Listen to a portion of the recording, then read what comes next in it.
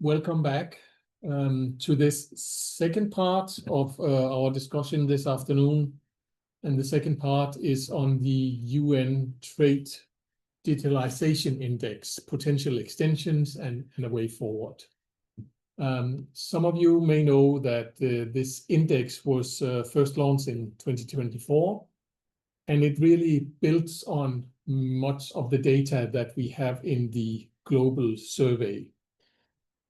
So what we would like to do today is, first of all, to do a presentation done by Jan Duval about the Trade Digitalization Index. What is it? What are the data that we have already? And what are maybe some of the new data that has materialized from the survey that we have done this year? And then on the basis of that, we will have a panel with the participants here and a roundtable, and that will include Silvia Cerescu from OECD, Christian Lemke from WCO, World Customs Organization, Bill Gain from the World Bank, Mr. Mohammed Saeed from UN Next Advisor, Jesse Nicole from WTO, Pramila Trevelli from ADB, and also Maria Teresa from UNCFAT. So the objective is to try and see how we can further develop the Trade Digitalization Index into a more comprehensive benchmark and a tool for trade digitalization. So we hope to gain input from this discussion. We also welcome you to participate behind the screen with your input. Please use the Q&A to ask questions, to come up with proposals based on what you are hearing from Jan and from the panelists during this discussion. And on this basis, we will then hope to come up with an even better version of the UN Trade Digitalization Index. So without spending too much time, Jan, I will hand over to you to present the index and to present some of the latest figure. Please, the floor is yours. Thank you. Do you have a time limit or for a presentation? I would like to be home by 6 o'clock. So, but I trust you. Okay. Because I have a few too many slides, but let's see. I can how long it takes. So yes, thank you, Paul. I think the objectives are quite clear. First, I'm going to present the findings we have from the UN Trade Digitalization Index based on the Global Survey 2025. But we're actually not launching this, right? It's just that we have new data, so we just put it in the index and see how it looks like. But really, the idea is that next year, we're going to launch an updated Trade Digitalization Index 2025/2026. And that index will be based on the global survey data, but hopefully we'll have additional data so that we have a little bit more comprehensive index. The reason why this index is important, especially for ESCAP, is because, as some of you may know, ESCAP is the secretariat for a UN treaty called the Framework Agreement on Facilitation of Cross-Border Paperless Trade in Asia and the Pacific. So this is a UN treaty 100% entirely dedicated to trade digitalization. And so we plan to use the UN Trade Digitalization Index as to measure the progress made under the Framework Agreement on Cross-Border Paperless Trade. That's why we are spending a bit of efforts with your help in making it better.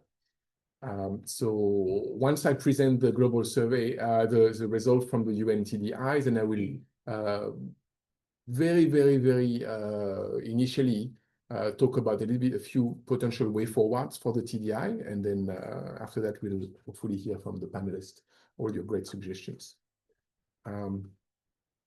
So this is the first slide on why a UN Trade Digitalization Index. I mean, I think I'm going to skip this slide because everybody is very aware, at least among the participation here, of the importance of trade digitalization and its benefits in terms of reducing trade costs, making trade more inclusive, and also potentially reducing the environmental impact per transaction of trade.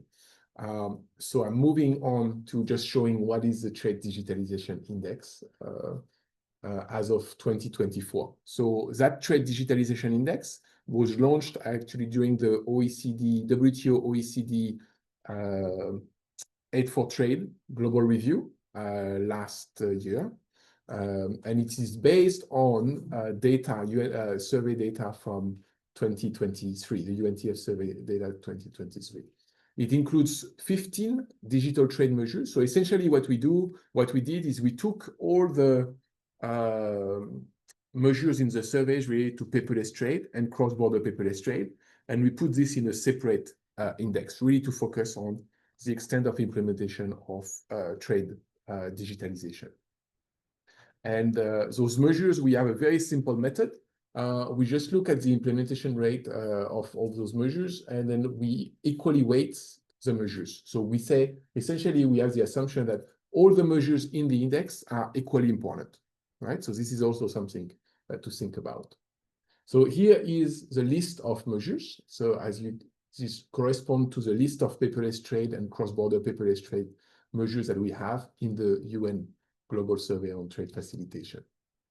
So it ranges from measures that almost everybody has implemented at this point, like automated custom systems, to cross-border paperless trade measures that are much less implemented, including, for example, electronic exchange of certificate of origin or SPS certificates. I will come back to that list, I think. So let me move on. If you want to look at the details of the Trade Digitalization Index 2024, the one we currently have, you can look at the working paper we have online, and you can access, we have a dedicated website on it, tdi.digitalizetrade.org. So here what I'm showing now is based on the UNTF survey 2025 data. So we just compiled. Here how the Trade Digitalization Index look like if we don't change anything to the methodology. So we have a global average implementation of trade digitalization of 62%. And so with large regional disparities across region, right? Pacific Islands, 30%. Implementation of trade digitalization, and then Southeast and East Asia, very good implementation of 74%, very close to that what we observe in developed economies. Now, if you again look at things in a little bit more details across countries and across within each region, all the blue dots are each individual countries. So you can see quite a lot of variation across the group, in particular in Sub-Saharan Africa group, right? So the Sub-Saharan African average is essentially quite meaningless because you've got countries all over the place, from very, very low implementation to top implementation. In some other regions, you see a lot more compact or coherent implementation. Southeast and East Asia, again, ASEAN, because I think they're working a lot together, right? You can see the spread of implementation of trade digitalization measures is a lot less problematic. So you can get a few insights from that.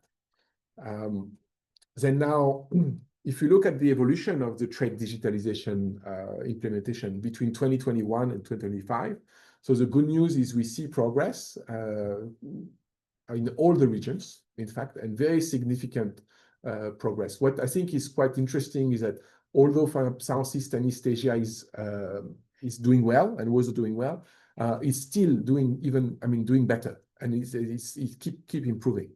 So they really have a good attention to trade digitalization in that particular part of the world. And then you can see in comparison, for example, right, that the developed economies, the progress, yes, there is progress, but in percentage point terms, right, so it's quite a lot less.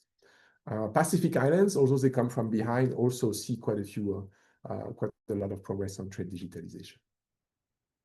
So again, taking the UNTF survey 2025 data, we have the top 10 trade digitalizers there, the list. Right? So Australia, Austria, Belgium, New Zealand, Qatar, Republic of Korea are doing very well. And then in developing countries, I mean, not in developing countries, in countries with special needs, so LDCs, LLDCs, and you can see Uzbekistan, in fact, where we organized the Asia Pacific Trade Facilitation Forum a few years ago, is doing very well.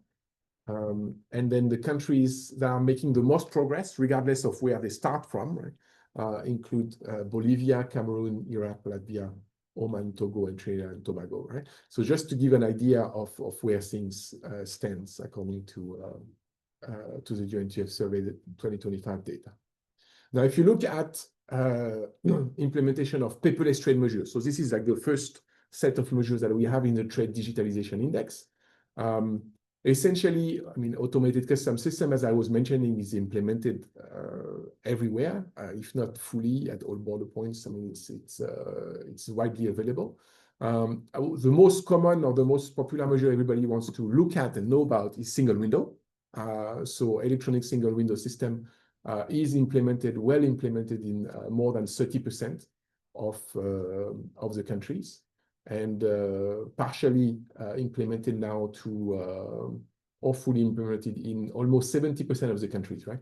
So electronic single window system are being implemented, and this is an area of focus by a lot of the countries at this point around the world. Now, if you look at more narrow measures, application or electronic application issuance of preferential certificate of origins, application for customs refunds, these kind of things. I mean, this implementation of those measures is lower. Okay, we cover, I mean, this is based on data from 174 countries.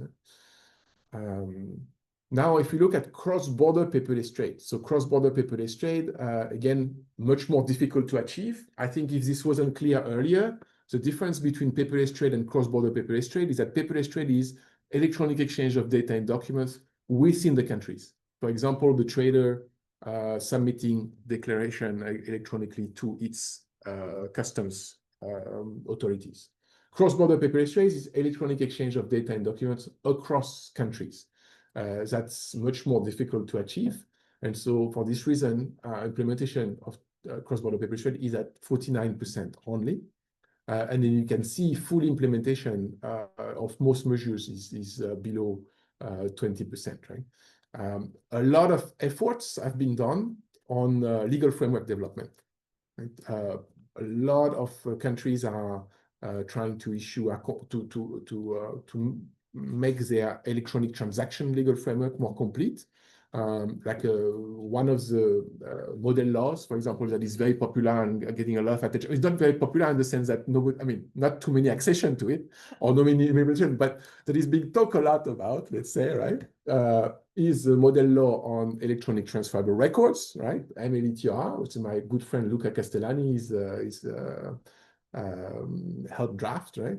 And then, so this is one of the model laws from UNCITRAL that can be helpful for electronic trade transaction, in particular, electronic exchange of the bill of lading, right? So a lot of efforts there, but now in terms of actual electronic exchange of things, right? Electronic exchange of customs declaration, for example, electronic exchange of SPS certificates. This is probably the area where there is a lot of work being done, but still we are very far from having, you know, sanitary and phytosanitary certificate exchange among all the trading partners, right? It's still very much bilateral or a small group of countries, although they have the e-phyto system in place, right? And then electronic exchange of certificate of origin also is something that is being discussed a lot, but again, based on the data we have from the survey, is still a lot of efforts to be made there. Okay, so that's the overview of the TDI based on the latest data we have. Now, let me go back to the more technical aspects. And I just realized that this set, there's 2 or 3 slides here showing what you can do in terms of empirical work using the Trade Digitalization Index. Right? So one of the reasons we have this index is that you can use it in structural gravity models or other models to actually look at the impact of trade digitalization on trade or on other aspects of the economy. So I'm not going into the details here, but I thought it was useful to show you this. What we tried to do in the model, we looked at the impact of each single paperless trade and cross-border paperless trade measures, the impact on trade. And so we calculated then a coefficient. And then the bigger the coefficient, right, the larger the impact on trade. So this is kind of interesting to know even when you're thinking about the next TDI, because what the coefficients tell, the higher coefficients tell you that at least in principle, right, if the coefficient is large, that means that this measure has more of an impact on trade according to the modeling, right? And that what's quite interesting is that some of the basic measures have very high impact, right? So electronic submission of customs declaration, which is something that almost everybody is doing now, right, is found to have very high impact on trade. Now, if you look at some of the other measures that are considered next generation advanced measures, like cross-border paperless trade measures, actually the model suggests that they have a little bit of a lesser, they are significant, right? Significant, but have a lesser impact on trade as such. So this is just food for thought. There is a lot of limitation with those models, and also one of which being that all those measures are actually interrelated. For example, if you haven't done electronic submission of customs declaration, probably you're not at the stage where you can do electronic exchange of certificate of origin or SPS certificates, right? And so yes, for most countries, if they haven't done electronic submission of customs declaration, they should probably do this first and not move to but that can explain some of the results. But I think this is worth thinking about as well. So now, let me go back to the TDI 2025, 2026 way forward. So how could the index be improved for its 2025-2026 edition? So this is it. Should we have additional measures added? So now we've got 15.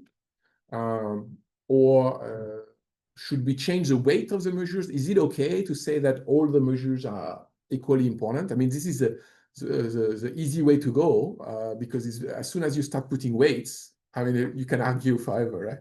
So that's the problem. But okay,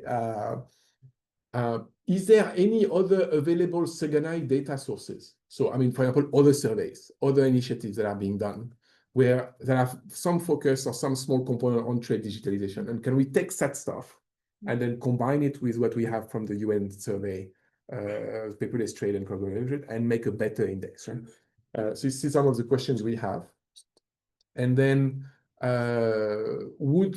if we can't go that way, or in addition to all those things, should we actually collect new primary data in 2026 to supplement the UNTF survey? Which potentially we can do because we are pretty good at doing surveys now. We've got the network, we've got everything. So we could do a small additional survey to collect more stuff on trade digitalization and paperless trade. But so I'm happy to hear, and we are happy to hear feedback on any of that. In terms of timeline, the idea is to revise and update the TDI methodology by end of this year. And then we're going to release the new data in 2026.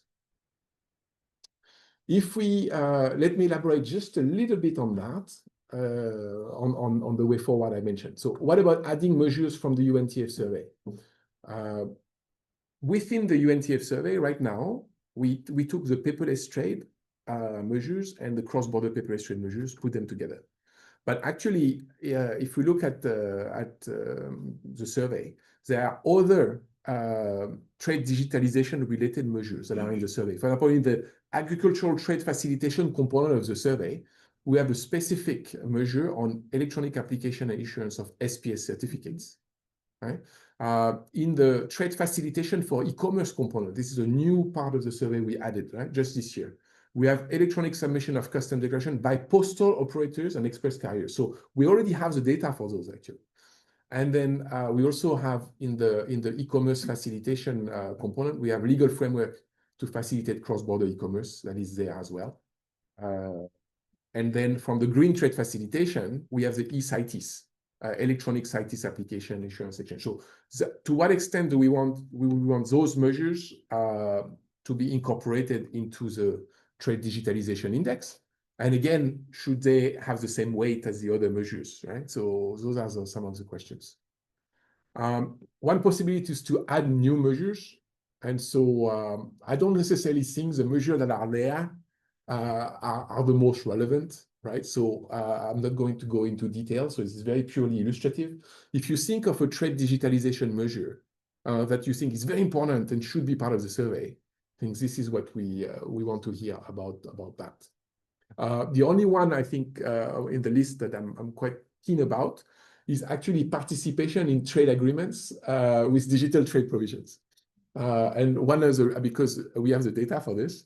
And I think it's quite relevant. I mean, in a way, I mean, this is also part of having a better legal framework, right? If you your country is part of trade agreements that have digital trade provisions, then you obviously tend to be more ready for trade digitalization.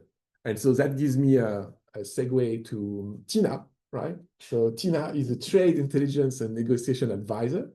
And then under Tina, we've got a component of Tina that's called Legal Tina. And Legal Tina features 500 plus texts of trade agreements. This is the biggest, largest, most comprehensive database of trade agreements that we know of, right? To date, it goes beyond the WTO database because it includes the ones that are not how do you say? The one that are not, the trade agreement that are not notified to the WTO. So that's why it's a bit more comprehensive in that sense. And then you can use Legal Tina to search trade agreements for anything.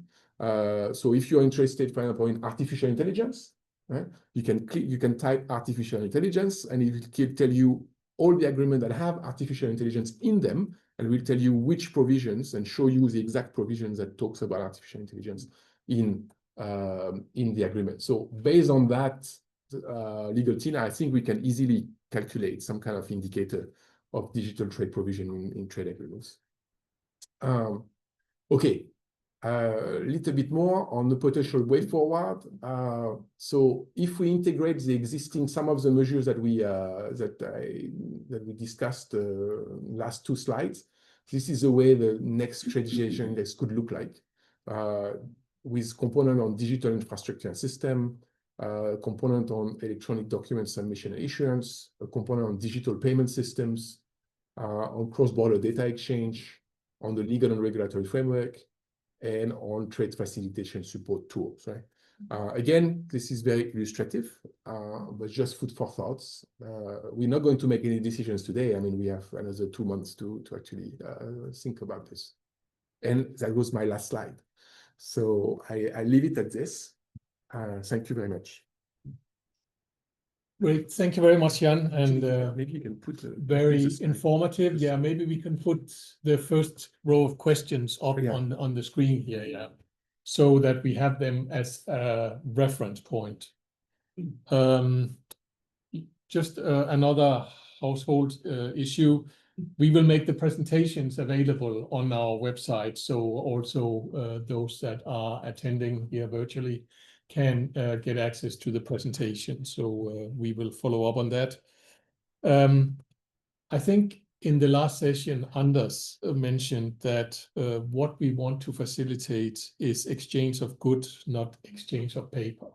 And that's of course true. But I think listening to this, what we want to achieve is exchange of goods and exchange of data. They need to follow each other. So this is what we have to focus on. And in the room here, we have experts that I now would like to invite to give their review of this, come up with ideas, and maybe refer to the questions we have on the screen. Also, those that are following us virtually, if you have comments to these questions, please provide your comments, suggestions in the Q&A. And I have to admit that I made a error in my introduction, because we have one more panelist that is not with us in the room, but with us virtually, namely Ms. Andrea Tang from FIATA. Out of sight, out of mind. Sorry, Andrea, I should have mentioned you already at the beginning, but you will have a chance, of course, also to intervene. But so we have 8 panelists, so let us start because we have about 1 hour left. So I would like to start with Silvia Suresco from OECD. So the floor is yours, and I think you have a presentation as well. Thank you so much, Paul, and thank you so much, Jan, for walking us through the great TDI, of which I'm a big fan. I think what I wanted to do in the presentation is a bit of a mix, refer to some of the work that we're doing, but also trying maybe to provide some thoughts and yeah, maybe out of the box ideas of also ways forward for the TDI, and again, how we can maybe find some synergies between our streams of work. So for this, I will rely a lot on actually a paper that we just released in its glossy format last Tuesday. And since we're fans of moving goods and not paper, we've titled this Going Paperless Today, Going Paperless Tomorrow. And this is co-authored with my colleague Javier Lopez from the OECD. So we look here at the different building blocks that we find should underpin this concept of going paperless. And I think the pillar that is most related to also the issues, different issues that we're discussing here is the one that focuses on the adoption of the enabling regulation. And if we can go to the next slide. We also devised this into 3 pillars. So what we try to look in this lens of going paperless along the supply chain to say so what needs to happen, not just at the border, but also behind the border and beyond the border. We look at issues that have to do with frameworks for conducting transactions electronically. So Jan, you've already mentioned some of the issues that are being discussed right now, for instance, in terms of transferable records, but we think there are several others in terms of authentication, digital identity, also something that is coming up increasingly now, signatures, payments, invoices. Then, of course, we have the part at the border, and then here again, drawing on the work that we have been doing on the trade facilitation indicators, we can point to also to the different elements that matter for digitalizing at the border. And last but not least, something that particularly my colleague Javier has been looking quite a lot at recently is the cross-border exchange of data. And here, not just in terms of the legal underpinnings, in terms of how you can exchange data between the different agencies, but also some of the barriers actually that affect these flows, which we can see that are very much increasing. We've talked a lot about personal data, but now we're starting to look at everything that is framed under non-personal data, which is basically anything that is not personal. And we see that there are increasing barriers here that have to do with market access, sustainability requirements, and so on. So if we can go to the next slide. How do we look at the frameworks for enabling electronic transactions? And here, it leads me maybe to some of the issues that I think were put through Jan's question. What kind of other aspects maybe we could cover, and how to sort of maybe cross-reference or cross-use with some of the other existing indicators and surveys. So in the frameworks for enabling electronic transactions, what we do is that we draw on 2 of our internal databases. So one is the Digital Services Trade Restrictiveness Index, which covers an increasingly number of countries, including through great collaboration with ESCAP and the other UN regional economic commissions. And here we do cover some of the barriers that affect e-signatures, e-contracts, but also some of these aspects that have to do with barrier on infrastructure and connectivity, also known as the cross-border data flows issues. What we also look at here is aspects that indeed have to do with how things are being covered in trade agreements, be it through chapters that focus specifically on e-commerce and on digital trade, but also these new types of digital economic partnerships, digital trade agreements, and so on. And we actually have an indicator that tries to package all this together. It is going to be released at the WTO Public Forum, incidentally on Thursday, and again has been spearheaded by my colleague Javier Lopez, and it's called the Index of Digital Trade Integration and Openness.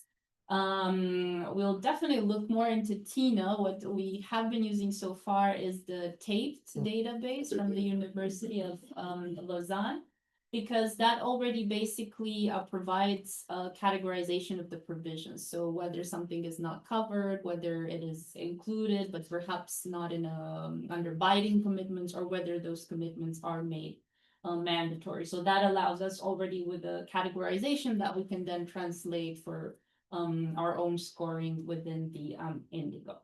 We go to the next slide. For the aspects at the border, as I was noting, we draw on the trade facilitation indicators, which cover 163 economies.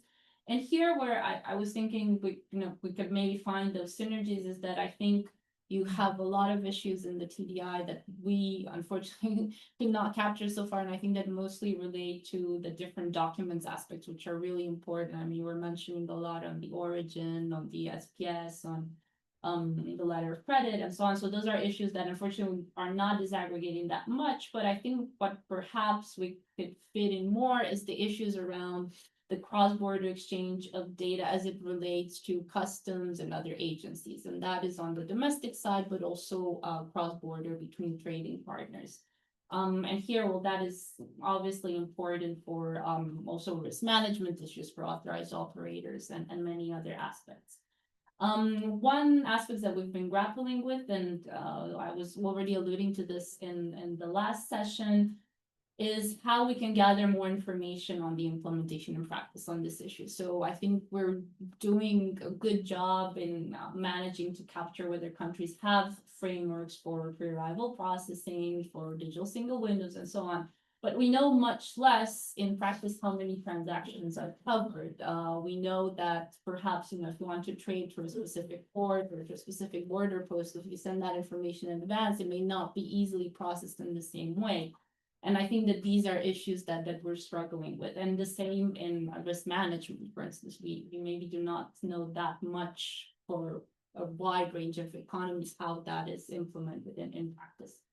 And if we go to the next slide, which is also my final slide, is as I was alluding to the cross-border data exchange, which we see as something that is increasingly important. And again, how to think a little bit further of capturing the issues here. So indeed, we have already some of the aspects that we're covering through the trade facilitation indicator in terms of these mechanisms of exchange, some of the barriers through the digital services trade restrictiveness index, but there's probably much more that we're still missing. And then for now, we just tried to do a mapping of what these barriers to non-personal data flows might be. And we see that the stated objectives of some of these identified measures really vary. So there's a lot that has to do with data security. It's a lot with regulatory compliance, market access issues, also sustainability. And here again, that links to some of these new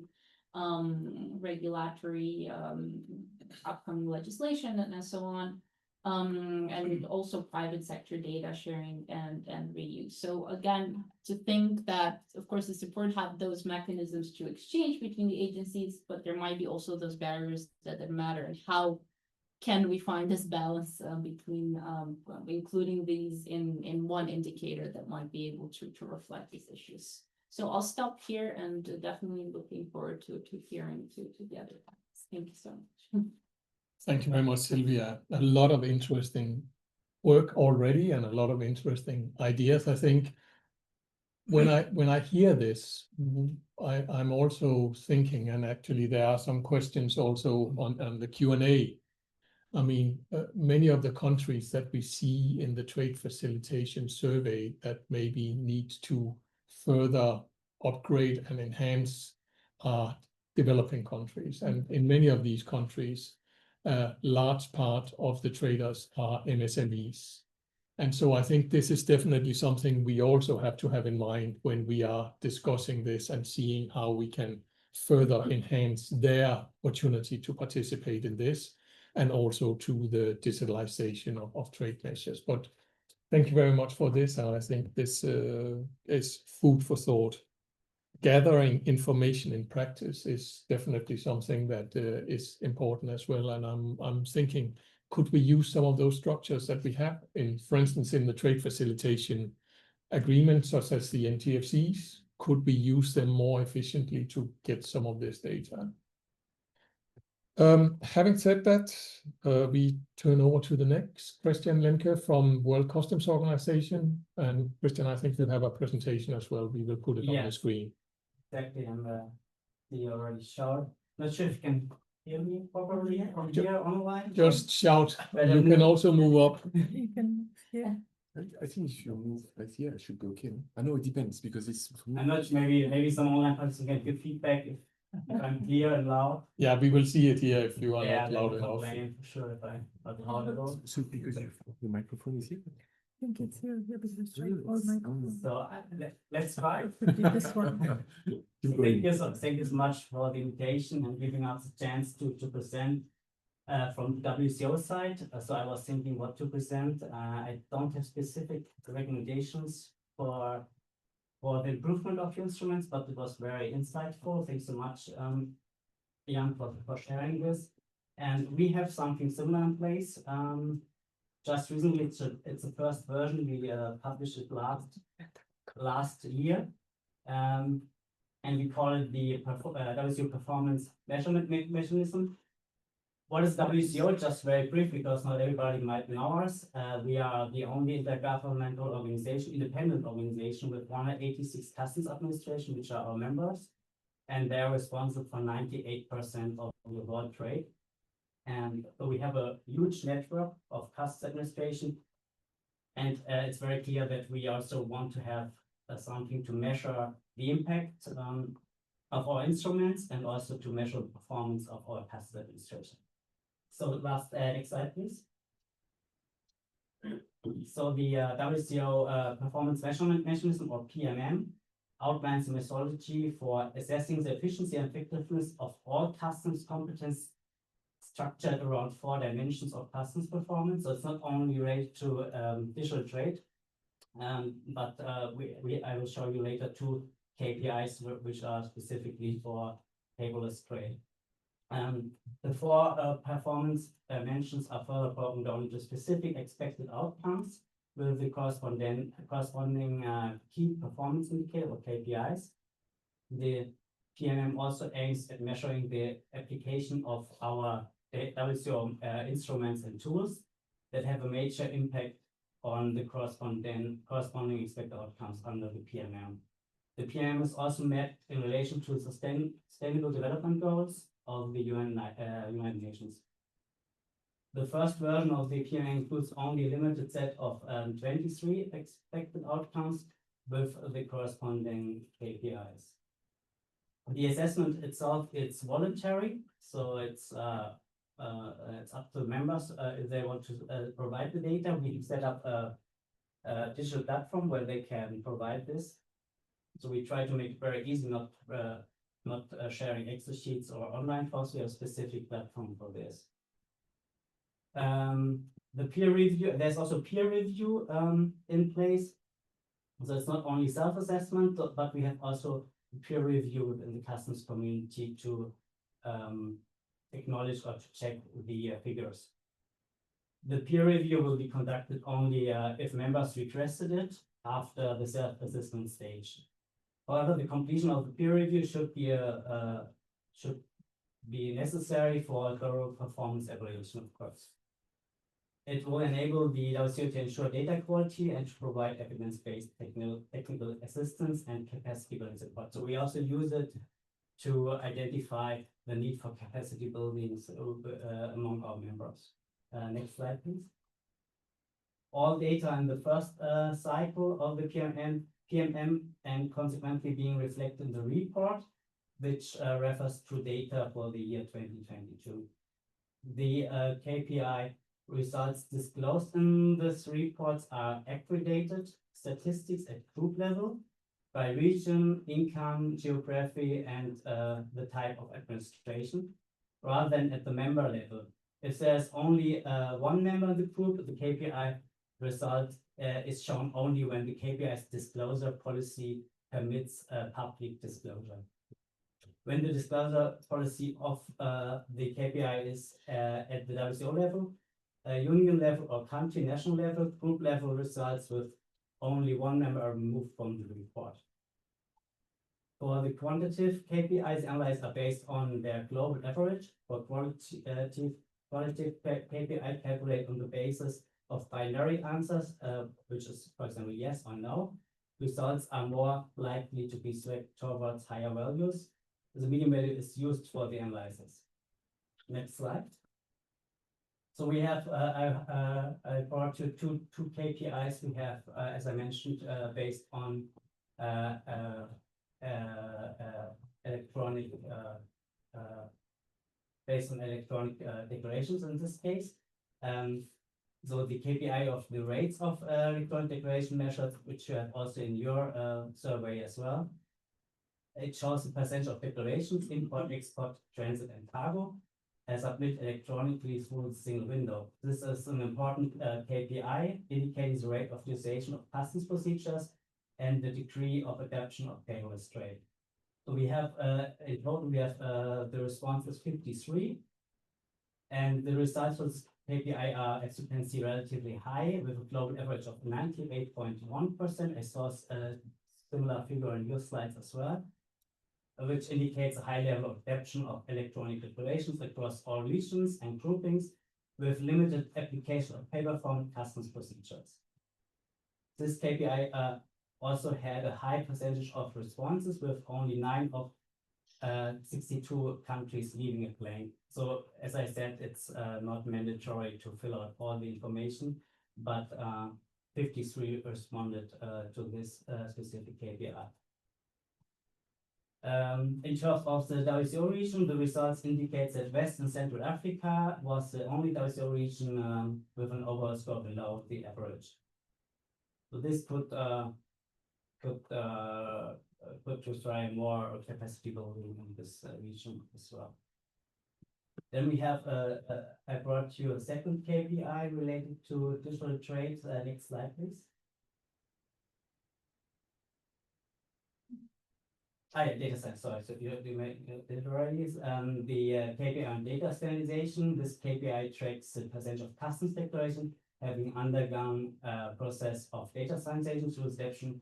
Specifically, we asked for WCO data model here, as this is our data standard, our standardized data language for cross-border regulatory agencies' data requirements. And the indicator measures the conformity of the different types of customs declarations, import, export, transit, and cargo with the WCO data model. Both this and the previous KPI show to contribute to the primary expected outcome of paperless trade. The average result for this KPI was 76.4% among the 41 responding members. Overall, 29.3% or 12 members scored below the global average. This is nearly twice as much as for the previous KPI, indicating that while a high number of all declarations are digitalized, not all of them are aligned with the data model. We can also see that it's specific for developing countries, the percentage is lower. Could be that they have already an old system in place using a proprietary standard. And for example, most of the developing countries rely on the Asikuda system, which is to some extent mapped to the data model. Yeah, next slide. I just want to show you that you will find all the information in an interactive data dashboard. It's public available, pmm.wco.org, and all KPIs which are not restricted we published either in this interactive form where you can choose what kind of data points you want to see, how you want to group it, so it's completely interactive. And furthermore, we developed a report and published this as a PDF. You can find it under this QR code, also free available on our WCO website. And the next cycle will be end of this year, where we will, with the project team, with our members, discuss how we can improve it, like you are doing it at the moment, and then we might release it with the data of this year or last year, depends on the outcome of the discussion. So we try to have have the latest data as possible available, but of course some members need more time to aggregate such kind of data. And also we are working very close with all departments of the WCO. All of them have focal points. So for example, for data model, I'm the focal point. And we give recommendations what could be a good KPI to measure the implementation of or the success of our instruments and tools. Yeah, thank you very much. That was from my side. And of course, if there are any questions, I'm available. So this is, we might find some way for synergies as we are as we have similar goals, the same goals, I would say, and very similar instrument as you can see. Thank you. Thank you very much, Christian, and very interesting data. And I really also appreciate that it is publicly available, at least.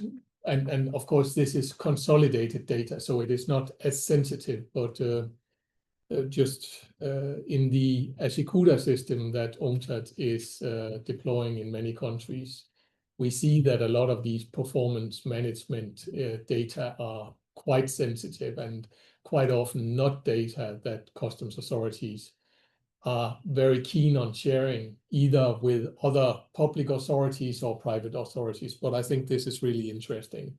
And I will leave it to Jan maybe at the end, Jan, that you can wrap up to try and see how we can consolidate the data that you have here with some of the data that we have. I think we move on, and if I may, before I ask Bill to take the floor, then I would like to ask for a private sector view here, and then maybe bring in Andrea, who is online, Andrea Tang from FIATA, to give her view on the discussion here. And Andrea, I think you also have a presentation that we will put on the screen here. Andrea, the floor is yours. Thank you very much, Paul. Thank you very much for the invitation to be with you today. Can I just check, can you see my screen now? Not yet. Oh. But it's starting, I think. Okay. Yes, there you are. Okay, so as Paul mentioned, I am offering more of a view from the private sector, a little bit of information about some of the challenges that are faced by our members. So FIATA represents the freight forwarding and logistics industry, representing members in approximately 150 plus territories, and we represent about 40,000 freight forwarding companies worldwide, many of whom are micro, small, medium-sized enterprises as well. And so before going into some of the details, I think it's important as well to look a little bit at the context. And, you know, I mean, I think we all know here in the room and virtually why digitalization is so important. But I think that now in today's ever-evolving trade environment, the new challenges that we have, the need to ensure that trade can continue to move along trade corridors, both established ones and ones that are under development. I think this really provides even more of an opportunity for digitalization to demonstrate how it can really help to facilitate trade and help to ensure that for example, in terms of anticipation, preparation, and responsiveness, we're able to really be more resilient in the global supply chains. And so here I put digitalization on one side, but I think another point that's very important is multimodality here. We see more and more that there is a need to ensure that trade can move using various modes of transport, sometimes in a very unplanned fashion, considering that there may be new disruptions taking place in supply chains or new challenges that might make it more complicated to use one transport mode over another. And so the reason why I highlight this is because what we see at FIATA is that sometimes, freight forwarders, we're, working with all the different modes of transport. We're working very much with many different stakeholders in the supply chain. And what we see is that there can sometimes be a little bit of fragmentation in terms of how trade digitalization is done. There are many initiatives ongoing, but what we would like to stress as well that it's important that in order for digitalization to fulfill its objective, that there is this harmonization and not fragmentation. So, and I think that this is something that is very important to be able to respond to the market needs. So with that in mind, I will now move on to my next slide. So this is kind of a very mini preview of a survey that we did very recently with our members, which will actually be published as part of our FIATA Markets report, which will be released, I believe, in a few weeks prior to the FIATA World Congress. So each year, FIATA conducts a report which provides a bit of information on the global trends and also a spotlight on a specific region, depending on where we're having our FIATA World Congress that year. So this year, our FIATA World Congress will be in Vietnam. So we're spotlighting in region Asia Pacific and especially looking into really Southeast Asia. And so this is just a small preview, but I think I found very interesting here is that technology is really expected to have some of the greatest impacts on the logistics industry in 2026. As you can see on the right-hand graph, e-commerce, digitalization, automation, artificial intelligence, but more the first three are scoring particularly highly in terms of the perception of the industry as to what would be most impactful. But yet, technology together with infrastructure is one of the areas that requires the most development in logistics at the moment. And I must say as well that the reason also that we found this quite interesting is because last year we did the survey focused on Latin America region, and the results were basically almost exactly the same in this regard. So I think what we see is also that in terms of regulations, however, if you see on the left-hand side, regulation scores a bit lower in terms of area requiring most development in logistics. But I think that here, what we noticed is that because in logistics, our members tend to focus a lot more on the short-term issues. So infrastructure, technology, these are the points where they really see the immediate challenges, the immediate need for development, whereas regulation is something that for them is a more of a longer-term consideration, so perhaps less vital in the short term for them. But as we will see, regulations are really crucial to be able to enable this environment from a digital trade perspective. So I just wanted to share that with you. I thought it was quite interesting. And also I would say that whilst infrastructure is the area requiring most development, this is probably something that we can read a little bit to be hand in hand when considering digital trade development as well, because there will be aspects of this that would be very much related to digitalization, which could then strengthen further the infrastructure. So in terms of FIATA's approach to trade digitalization, and this is something that we also advocate very strongly in terms of how we would see, others to also try to digitalize as well. So we really think that what's important is to ensure that we can use digitalization as a tool and to really be able to use it to also facilitate market access for all actors worldwide. We see very often amongst our members that whilst there are some that find, that might be at a different stage of digitalization, there are others that really have great difficulties in terms of resources, in terms of the particular region that they're in and the regulatory landscape there or the approaches there. And so we really want to take this in a way that can ensure the greatest accessibility. And to do so, we look at it in a three-fold manner. And so first of all, really looking to collaborate to foster digital standards for a cohesive digital future.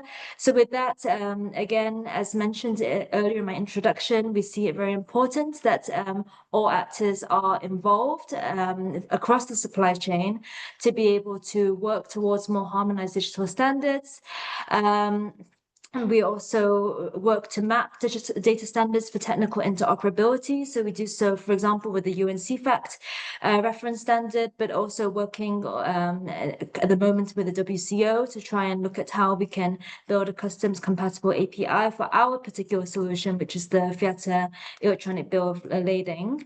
And then finally, trying to promote legal standardization and certainty as well.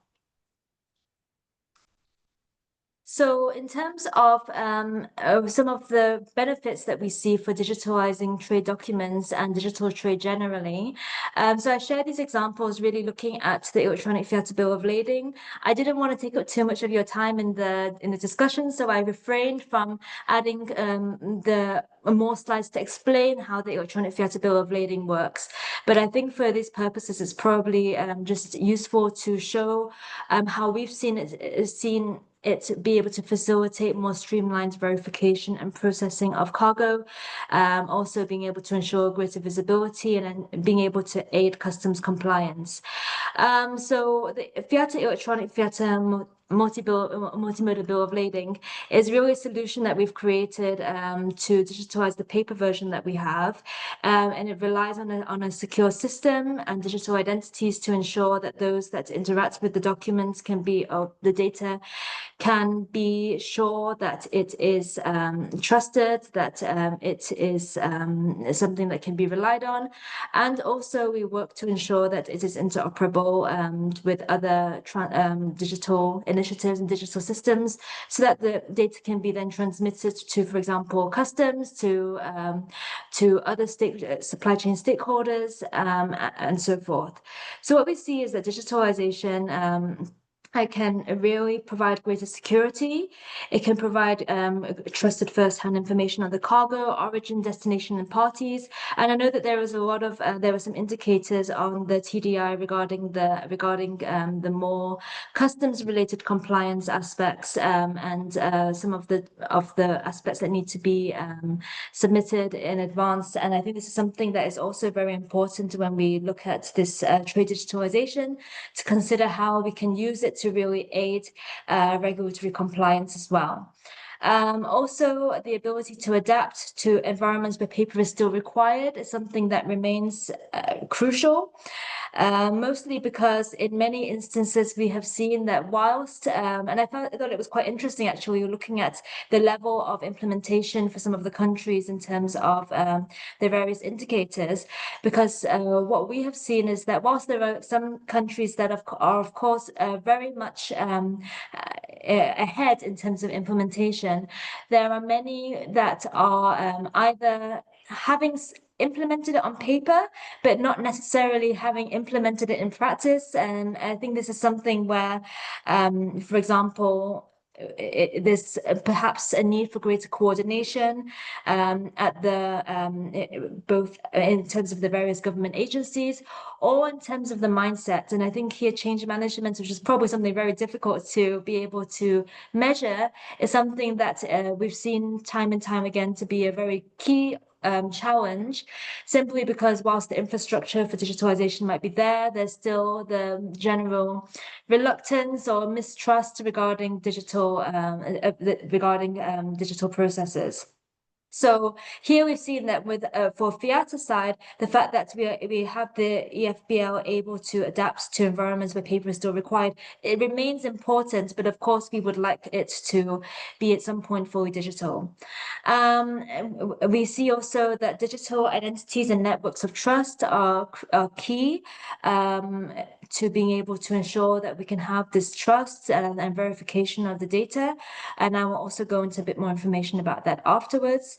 And finally, we see that trust in terms of with third parties and exchanging the data with different third parties remains really something that is a key factor. So there's been a lot of talk, I think, about zero trust architecture, about how to ensure greater security. And this is something that is probably very important in terms of trade digitalization today, and something where I even wonder I was even wondering when putting this presentation together and looking at the TDI, whether there should be some kind of indicator based on data governance regulation or data protection regulation, because this is something that is considered in the industry to be quite a key hurdle when it comes to whether they should trust a system and trust exchanging their data in this digital manner.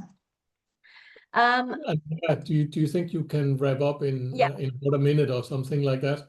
Yeah. I'm 2 minutes away, 1 minute away now. So I mentioned here the UNCHR NCD Convention, simply because this is something that I probably many of you already know about, but is a key development that would be probably a big driver for digital trade, and we are really trying to promote this convention because we see this as being very important, both for multimodal transport and for digitalization generally. And I think finally some final reflections are that in terms of key priorities, we see, of course, harmonization of the trade digitalization standards and solutions. Building trusted networks and ensuring strong data governance is really key. Ensuring harmonized legal frameworks, mutual recognition mechanisms remains really critical, we think, to being able to facilitate cross-border paperless trade. And finally, as mentioned, just ensuring accessibility for companies of all sizes and countries in all stages of development. So that's really what we see from our side, but happy to take any questions. Thank you. Great. Thank you very much, and thank you for that contribution. Yeah, I think one of your initial comments was to try and avoid fragmentation, and I think that is really very important, and building on something where we have a multilateral approach. Your survey was interesting, and of course FIATA has been very involved in this e-bill of lading development. So I think input from your side will be important here, and data governance, I can imagine, for companies is very important. We have 25 minutes left or so, and we have 5 speakers left. So I will immediately go to Bill. You have been very quiet today. So now it's your turn. It's my turn. 25 minutes will do it. So Bill, the floor is yours. Thank you, Paul. Thank you, Jan. It's a pleasure to be part of this seminar, and it's been very enlightening, I think.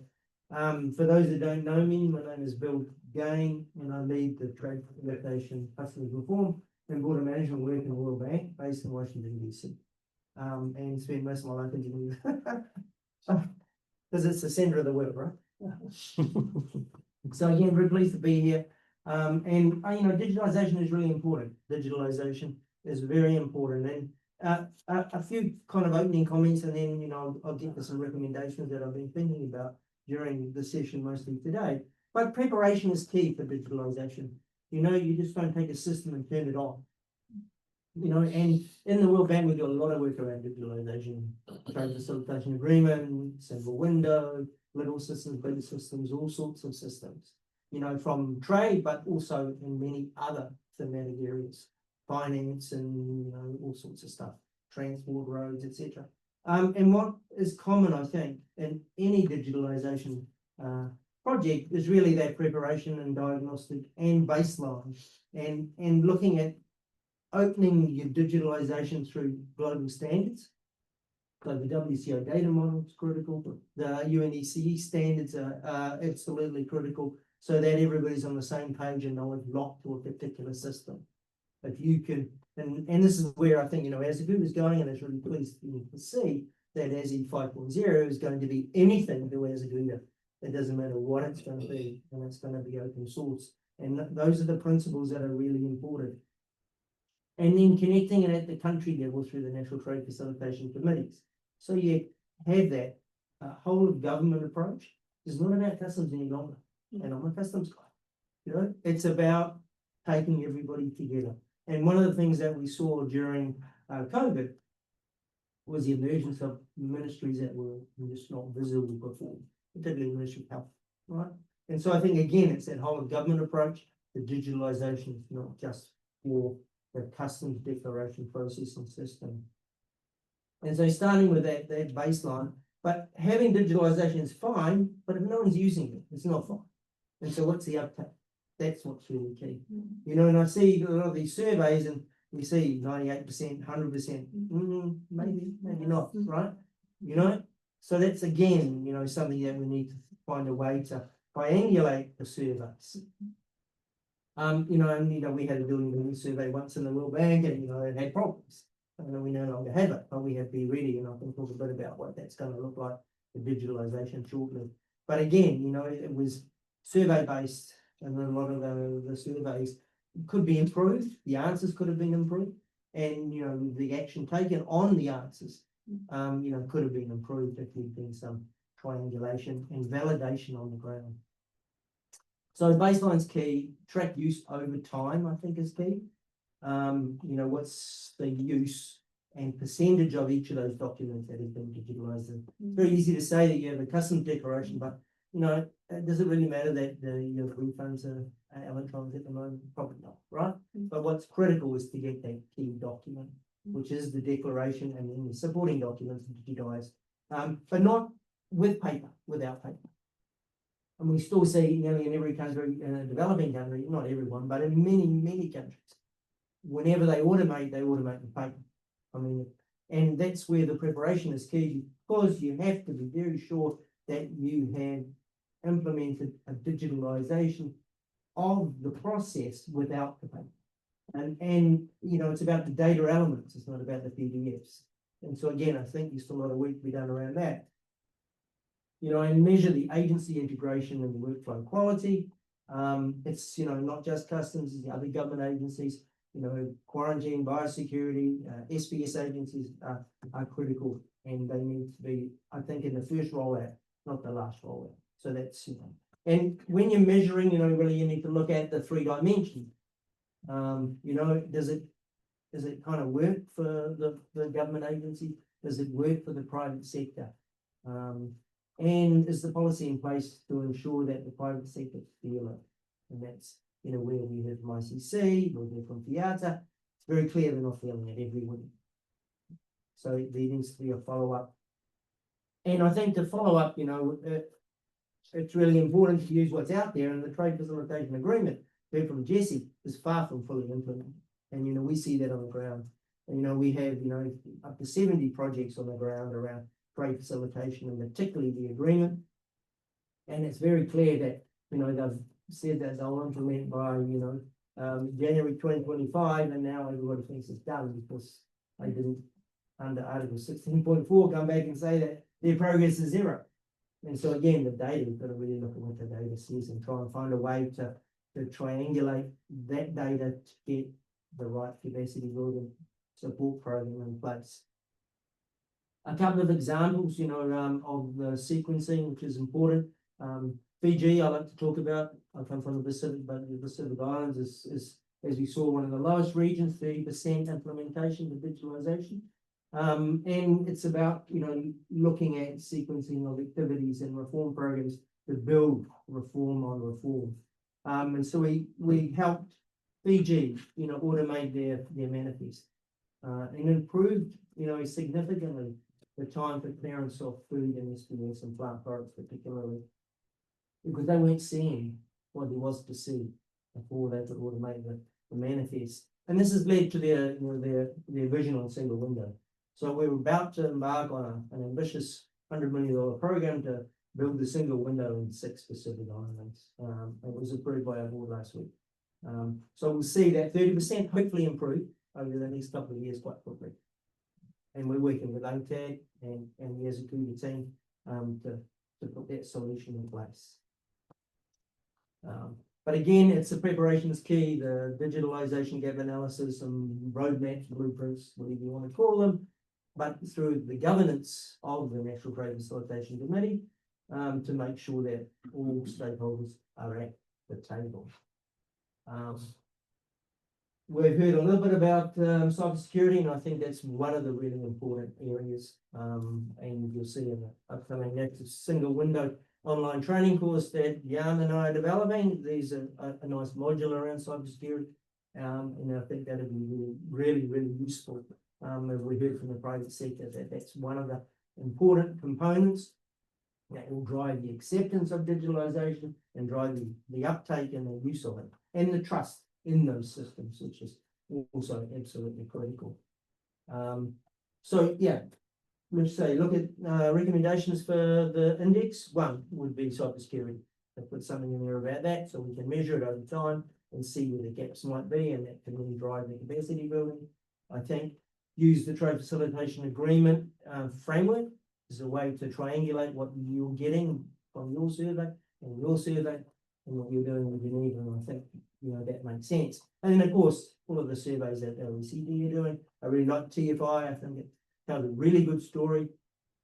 Again, it's not validated on the ground operationally, but I think that's where you need to triangulate, I like the word obviously, with what we're seeing in the committee, right? And what's happening in the World Bank and what's happening in ADB.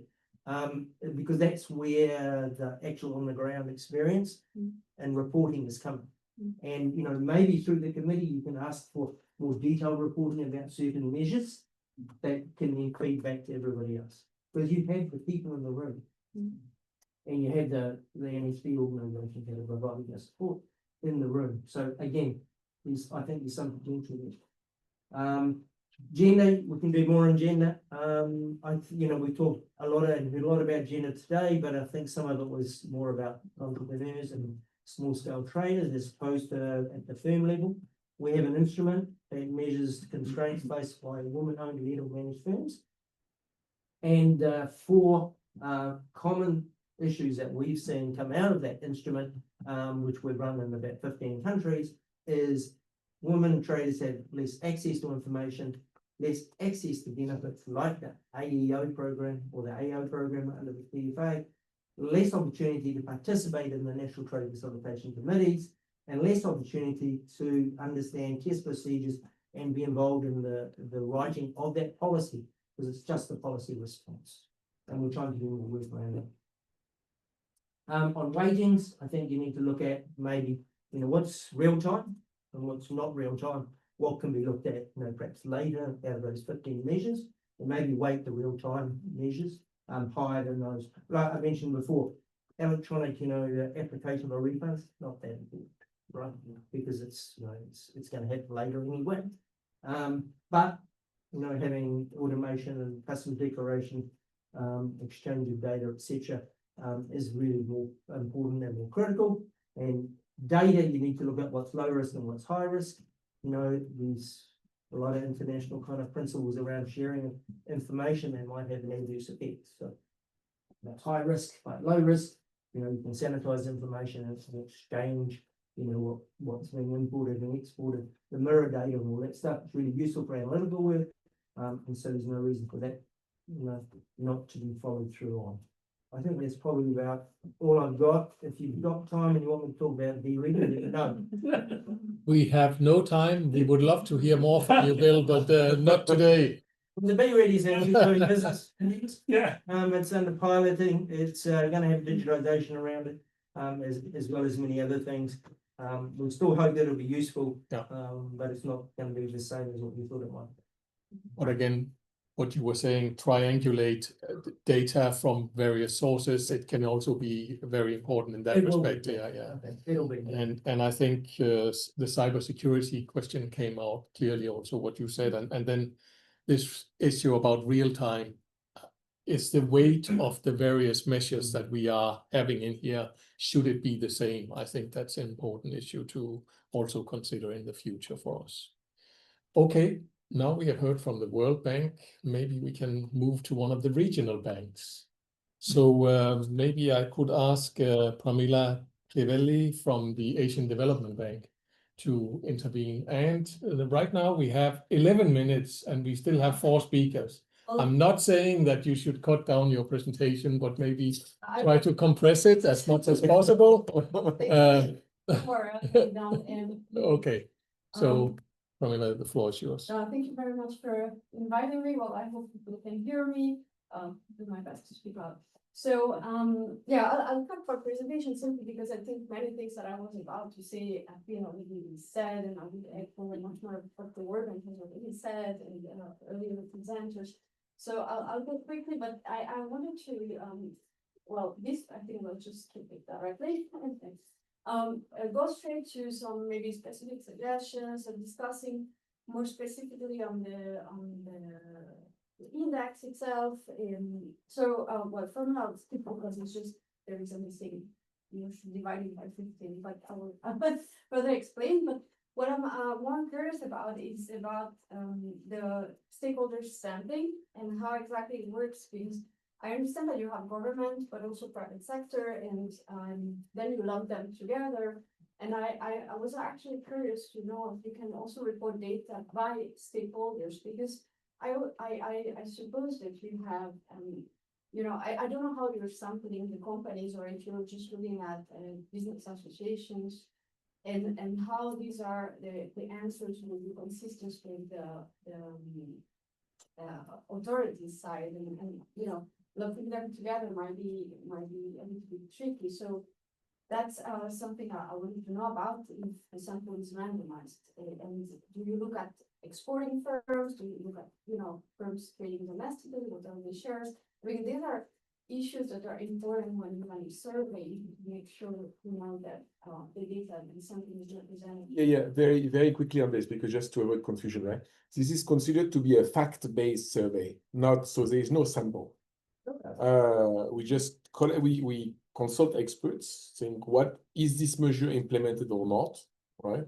And then if the expert disagree, we discuss with both, we do our own research, and we decide, okay, this is the same. Yeah, so no.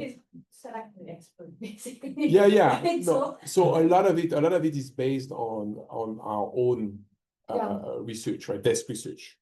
One thing that is very important that we always wanted to do, but it would be very useful to replicate the survey, using almost the same questionnaire, and do a perception survey from the private sector side.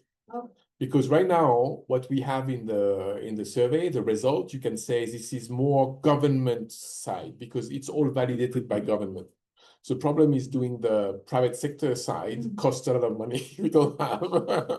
All right, well, my suggestion was but good, yeah. Good point. Because I just read the methodology, and it is mentioned, like even in the questionnaire, you can select private sector representatives. So that was my question: who are those private sector representatives answering the survey, and how do you match their answers with the government officials? And well, consistency across years, I think, has been mentioned already. How we ensure that the survey is comparable over the years. That's a question I have. And the last point is related to what has been mentioned earlier by the WHO. I think would be very interesting to also cross-check the data with the self-assessment. If you think of, you mentioned Cambodia has notified like full implementation of trade facilitation agreements this year, but I think in practice it's not really the case. And I'd be curious which countries have bigger discrepancies between the notification, the implementation or the declared implementation and your surveys. I think that you can conclude that will be quite interesting. Next slide. Yeah, and that is a question. Do you have contradictory answers? Like if you ask the private, I don't know exactly who from the private sector, but and also from the government, and how do you treat these kind of cases? Do you consider this as partial? Or do you consider this as full? And that's just a question I have. Now, on the treatment of answers when people don't know, and I understand that you consider it as zero, as not implemented. And there, I'm wondering if this could underestimate the progress, but also if we are mixing up, the messages here, because I think a lack of awareness is not necessarily a lack of implementation, and it also has very different policy implications, because in one case you will raise awareness, and in the other hand you will raise implementation. So is it possible on that one to just recompute or at least compare what how the index will change if you were to treat those zeros in a different way. That's just a question I have. So that's it for the methodology. Next slide is about so this I will also skip if you allow me. Yeah, we can discuss this separately because Yeah. it's going to be a bit too complicated. Yeah, but That's yeah. And I think I'll just go in general, talk in general about the fact that first ADB is really supportive of digitalization and trade facilitation. So of course, digital trade facilitation is really important. And one areas that we are interested in deepening is how to leverage technology, especially AI, in the context of trade facilitation. And I think we all know that for companies, AI is important too, for customs documentation requirements, for even HS classification. We have done some work on that already, how AI can help with HS classification of products in the HS. And for government, obviously, it's also quite important. So overall, the question is whether we could work on integrating some indicators in the index about AI use. And I think in general, AI in automation, because we work with private sector and large companies. And in the context of certificates of origin, what I can say is that when we talk about digitalization, the main answer we get is it's not really about digitalization. Digitalization is a tool. I think it's been also echoed in the earlier presentation to help us, but what we care about is certainty and automation. And I think that so this could be complement to the index to look at how how automation and AI can help. And also I think in the survey there's like you have these enablers, the regulations you suggested to integrate the trade agreements provisions. I think that's very important. Not only trade agreements, I will look also at digital economy agreements that are really becoming really important. And I think most of those provisions are critical for digital trade facilitation. So I will not focus only on trade agreements. And I would also consider having different sections, because it seems to me that if we broaden the framework, having all the enablers, I think it's important because they are really relevant, but then at some point we may lose the focus. So a suggestion would be to have index on the enablers, and so what are the enablers that are in place? What are the trade facilitation measures that are in place? And if possible, also look at awareness and implementation, because I think that's but that might be for the future, not the next survey. But I think that should be that would be very interesting. So so I think I'll just go to the next slide, which is very generic, so I'll also skip. But in general, I also think the important is to look at digitalization, as I mentioned, as a tool, and keeping in mind that the key objective is trade facilitation means simplification of all these customs procedures. So sometimes digitalization helps, but sometimes we should not lose the focus on the fact that we could simplify those documents, because having a document from paper to electronic version is good, but if we could eliminate the documents, that would be even better. And that's specifically the case. Well, my expertise is in origin certifications, and in origin certification, we could, in many cases, eliminate those documents. So I think that's also something that could be integrated in a survey, like about asking what is the best practice, what is the most trade facilitating, not just is digitalization helping, because I think anyone would answer yes, it's helping, but is this really just a solution, or should we look beyond that? So that's my Thank you. Great, thank you very much, Pamela. And I fully agree. I mean, it doesn't make much sense just to digitalize a document that is either not useful or that is replicating other documents that's already in place. So simplification process and business process analysis is something that is extremely important in this context, and maybe something we would have to ask about as well if countries are doing this in the context of what they're doing. The sampling question, I think, is relevant, and this issue about self-assessment. I mean, it's clear that there is a long step from what has been self-assessed in the WTO to what actually happens in countries. I mean, I think both World Bank and UNCTAD, we have tools where countries themselves can work on this, and we see very different results from what they are actually implementing in reality. Good, we will, I have to now excuse, but I think we need to run over time also for those that are behind the screens at in your office. So probably another 15 minutes we will discuss. If you have time, stay with us. Those that are in the room, I will lock the door so they won't disappear. But then I will hurry to hand over to my good friend and mentor, Dr. Saeed from UN Next, to make an intervention. Thank you. Next now. No, thank you, Jan, and thank you for giving us this wonderful opportunity.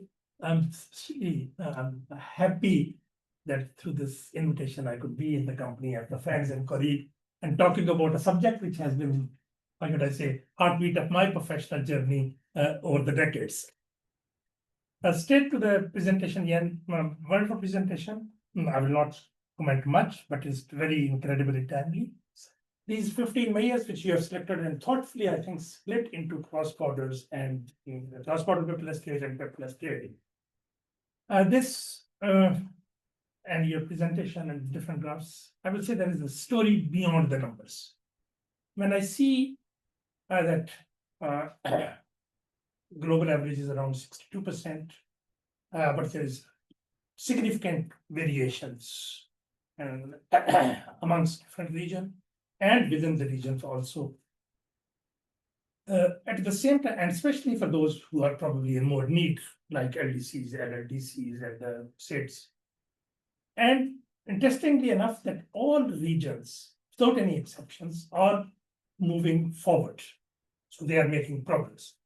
So this paradox to me asks for a deeper question. And the deeper question is, which led me to think about digital infrastructure. That is this because of the digital infrastructure that in certain countries there is even not availability of electricity at the border points or something. There's not enough telephone density. There's not enough maybe broadband internet where you can capture. So can we think about these essentials which are basis for the digitalization? So that will be one thing to discuss because it will not only tell us that this is the difference, but probably may also educate us that why so much difference. This, I would say, the digital infrastructure brings me to my second fact. That is about the digital culture. When I say the digital culture, the trade digitalization in any country or region can be as good as the digitalization is overall in that country. We know there is a difference, even difference within the government agencies. Customs has always been leading, and your presentation also showed that the automated customs system is there. But how far the other spheres of life and public services are digitalized? That will have definitely a direct bearing as well as correlation with the digitalization of the trade. Let's picture two scenarios in the context of the e-payment for international trade. There's one country where the total banking system is paper-based and requires wet signature. And there is another country where there is domestic banking thriving digitally. So the former, if there is absence of the e-payment for international trade, so the former is, I think, the foundational problem because there is no that culture or infrastructure. In the second, if the domestically you are thriving, but you are not using it for the international payments, then I think either it is a misplaced priority or the missed opportunities. So we need to go and think that. I'm still in the, I would say, hangover of the previous session where we were talking about more about the sustainability. And I want to discuss a bit about the intersection of technology and the sustainability in the context of the trade facilitation. To me, the technology has definitely a dual role. On the one hand, it streamlines procedures, operations, help business to reach global customers, breaking down barriers, toolkits like digital platforms, like supply chains, blockchains, whatever we can talk. They cut time, lower cost, perfect recipe for trade facilitation. But on the other hand, they are also creating some unintended environmental effects, I think, to capture there. Let me highlight a few. If we are using, and which we must be using, the digitalization and the measuring also the sustainable facilitation, and I see from the angle of the e-commerce, the information and even the payment and everything is moving digitally in bytes. But the goods which you are ordering is always has to physically cross the geographical borders. So one, you are having ramped up transports. You see trucks and the motors on the roads. And everybody is trying to reach to the customers because you have said on your website that there is going to be delivery within the 72 hours. So you are switching from relatively greener sea routes to the air fleets and covering to it. And also the kind of parcels which we are using, it is creating mountains of the paper waste and all those plastic waste. That is definitely having a toll on the environment. And when we are talking about the sustainable facilitation, we need to keep that in mind. And now I want to come and thanks, Pamela, you foreshadowed and what I wanted to say. And that is, I want to talk about this big elephant of the AI in the room. Definitely the use of AI is increasing, AI in the trade digitalization, trade processes is increasing. But at the same time, all those data centers which are training the modules and training all these procedures are so energy intensive. I'm sure you will be as concerned as I was when I was doing a bit of research after going through your presentation, that the contribution of this AI for the green gas emissions is almost already surpassed the entire global aviation industry. This requirement is going to multiply it 4 times at least in the next 5 years, which means that it might overtake and likely to, this is how the predictions are. So it's likely to overtake even the shipping industry, even the steel industry. So this is a quantum of impact of the sustainability which we are trying to measure in the context of trade facilitation, that how this trade facilitation might also be contributing towards that. Now, I imagine those countries who are trying that whenever they are trying to do all these kind of things, they are trying to incentivize the e-vehicles. They are trying to incentivize that there should be packaging should be biodegradable. There should be recirculation of the used and the manufacturing goods. The AI data center should be fueled to the alternate fuels which are not emission carbon gases. So maybe something we can think it's some maturity model or some ecosystem maturity which we can factor into to see, and those countries who are practicing like tight their eco-friendly digital adoption with the trade facilitation or trade policy reforms. I think those roles to be not only acknowledged, appreciated, but replicated so that whatever we are trying to achieve through the increased trade should also be and sustainable for the overall system. So all these things, I think we need to discuss further. I'm not saying we must take it, or how to capture it, what to capture. Those are the things, and these are the things which we cannot kind of a wake-up call which we can snooze off. No, we have to attend to it. How to attend to it? And I think you have taken a very, I would say, innovative step that let's try to measure this state digitalization index. If at the same time we can also that whatever this state digitalization is trying to unintended effect, whether there are certain policies and are there certain policy options, and there are certain definitely the green transit corridor and all those kind of things, which could be factored into our survey to make it more, I would say, robust. I'll stop here. Thank you very much. Thank you very much, Dr. Said. So I think you opened my eyes to the fact maybe we are almost maybe substituting the traditional sustainability issue with a new issue that maybe is just as bad, but just done in a different way. Yeah. So this is definitely something we have to have in mind and look at. So thank you for raising this. We move on swiftly. So I would like to ask Maria Teresa Pisani from UNEC, UNCFACT to come in here. You have a lot of standards already, a lot of digitalization tools already. So maybe in another 5 minutes, you could make your intervention. Thank you very much, Paul, and I will be even shorter than 5 minutes. Oh, wow. There are certain nice people in the room. I'm sorry. Yes, I've given a long presentation before, also mentioning about all the instruments that UNCFACT developed support of digital and sustainable trade facilitation, so no need to go long here.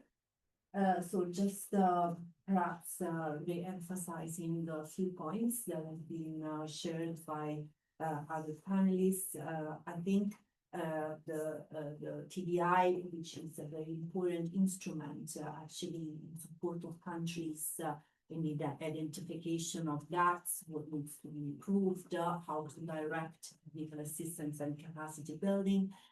Very important that it goes beyond a checklist, and it should actually look from our perspective a bit deeper into actual performance, actual uptake of measures and instruments. So we have seen that there is very good progress at the level of the institutional policy regulatory frameworks, important to look at actual enforcement, actual uptake, and on the basis of international standards. We have heard from other panelists that the multimodal trade and transport dimension, the interoperability aspects, the harmonization aspects are really key. It's something the private sector are deeply looking into and are demanding. Supply chain, value chains are global, so this dimension of cross-border alignment and harmonization is very important. That's why reference to international standards for documentary exchange, for data exchange, the bill of ladings, invoices, ECMRs or other type of important key documents and certificates. All this should be based on international standards. So whether for future development of the TDIs, the actual implementation uptake on the basis of international instruments and standards to enable interoperability, to overcome fragmentation, to cover the multimodal also trade and transport dimension is very key in our view, and UNCFACT provides some of these important instruments together with other key international players, the WCO, the ICC, and others. So that is, in conclusion, what I wanted to emphasize on our side. Great. Very efficient. Thank you very much. And I think this focus also on trade and transport, because when we talk about trade facilitation, we all tend to forget sometimes the transport aspect. And you can facilitate as many customs declarations you want. You can facilitate so many other things. But if you don't have a truck certificate on the border, then you don't get anywhere. So we have to include all of these elements in a holistic approach. So thank you very much for that. Last but not least, and that kind of like squares the circle, where maybe we go to Jesse Nickel from WTO. And now you have heard all of these clever people in the room here. We have a WTO trade facilitation agreement. So what is your view on this? Well, I'm happy to say. Yeah, maybe come up here so we can hear you as well. And see, maybe. Yeah, exactly. Yeah. Just as important. And just for those that are listening, we will take Jesse's intervention and then Jan will have a chance to wrap up just for a couple of minutes. And then we are over for today. And thank you for being patient with us.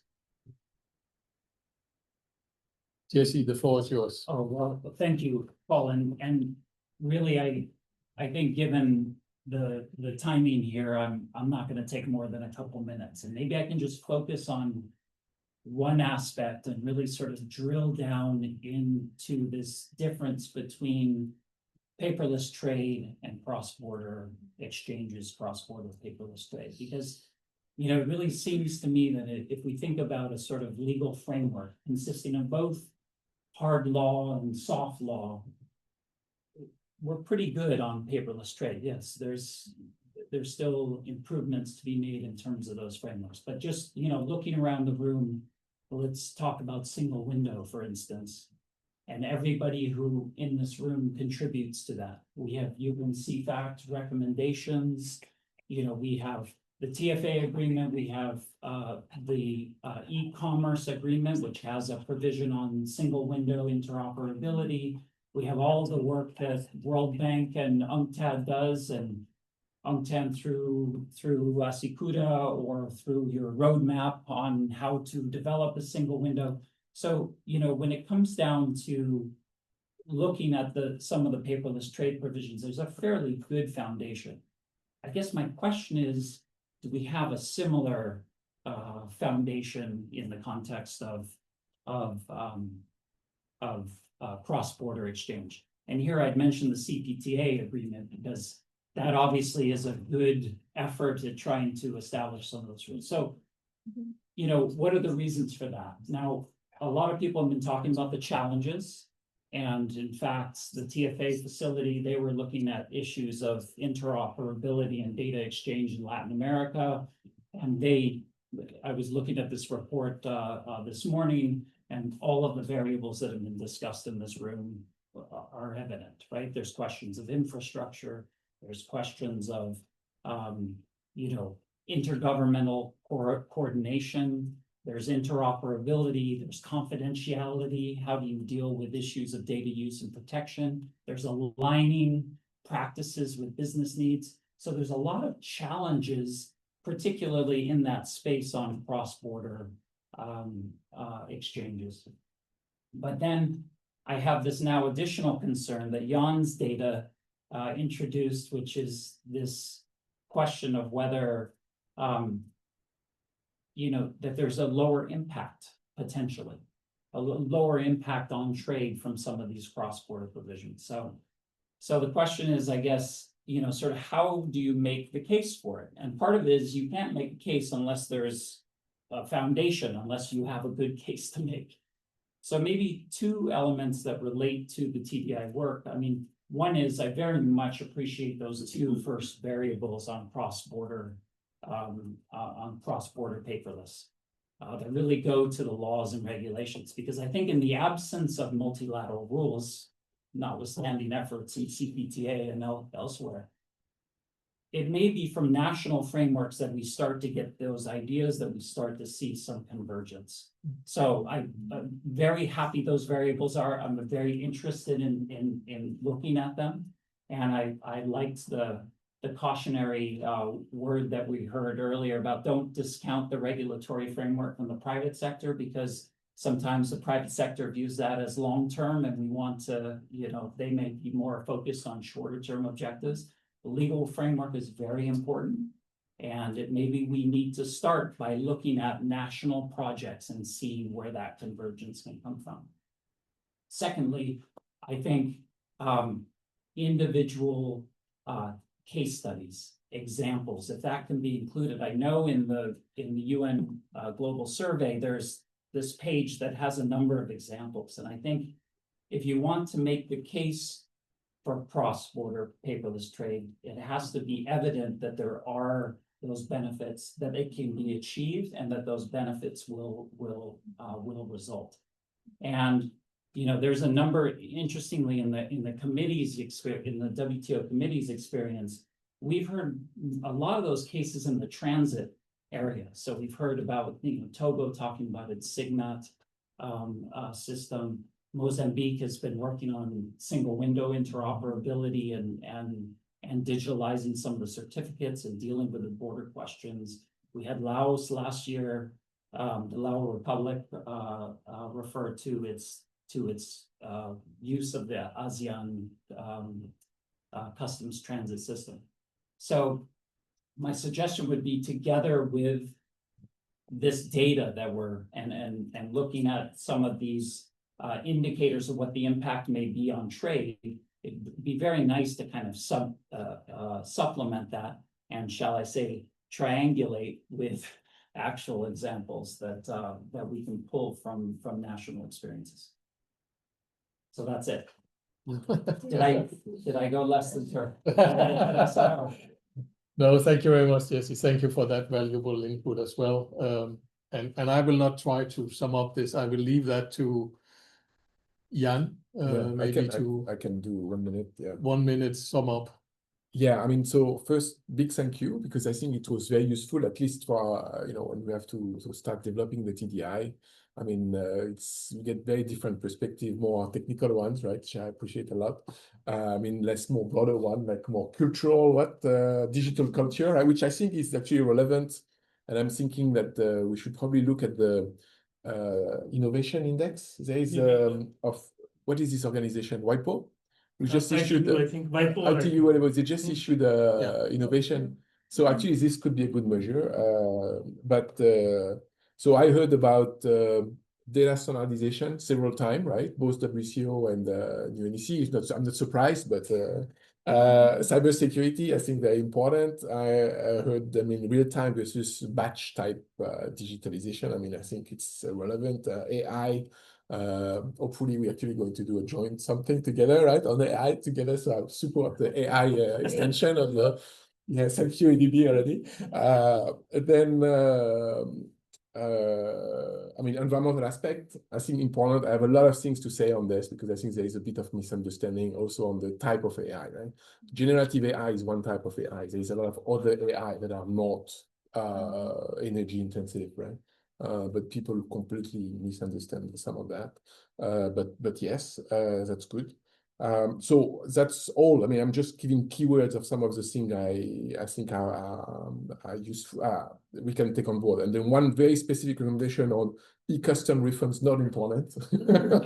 So maybe we can get rid of that one. We'll see. On the last point on the cross-border paperless trade, I appreciate all the comments. Yes, the index is one side of things, but yes, we need to accumulate a lot of case studies and best practice, good practices, etc. And so one thing you may not be aware of is that we have developed what's called the CPTA, the Cross-Border Paperless Trade Database, which is a cooperation between ESCAP and ICC, the International Chamber of Commerce, DSI. And that database, it's a database of all the projects, pilot or live or already dead projects on cross-border paperless trade implementation. So it's not comprehensive because it's super difficult to get those cases, but we have maybe 100 different projects there, so very concrete in a way. And in fact, we've been discussing with WTO Emmanuel Gan, because we did the toolkit together, right? Also to do whether WTO could become a partner on this cross-border paperless trade database. And so, in fact, we would be very happy if this would happen. But I understand, WTO-TFA, anything related to WTO-TFA can get politically sensitive. So because of this, we haven't made too much progress. But I think you may want to take a look at this, and we are happy to get some feedback. So thank you again also to the participants, because we got a lot of very good, attentive participants who gave a lot of questions and feedback. So this is also very much appreciated. Thank you. Thank you very much. Thanks to all the participants, the speakers, and thank you to all those that have joined us virtually. I think, as Jan said, a lot of good input from that side. The presentations will be made available on both the UN ESCAP and UNCTAD website, on the event site. There will be no certificate issue for this, because when we issue certificates, we also do a test, and we didn't do a test today, so no certificates. We will inform in the chat where you can find the presentations and the information. And I am aware that we have not answered all questions that were in the chat and the Q&A. Some were maybe repetition, some were a little bit beyond the discussion today. And frankly, some of them I don't think we could answer, but very interesting questions nonetheless. So I'm sure we will be able to continue these discussions. I look forward to see the next TDI, and I hope you do as well. And please, in the meantime, if you have suggestions, don't hesitate to let us know. So thank you very much for today. Have a good continued day, a good evening, a good morning. And yeah, thank you.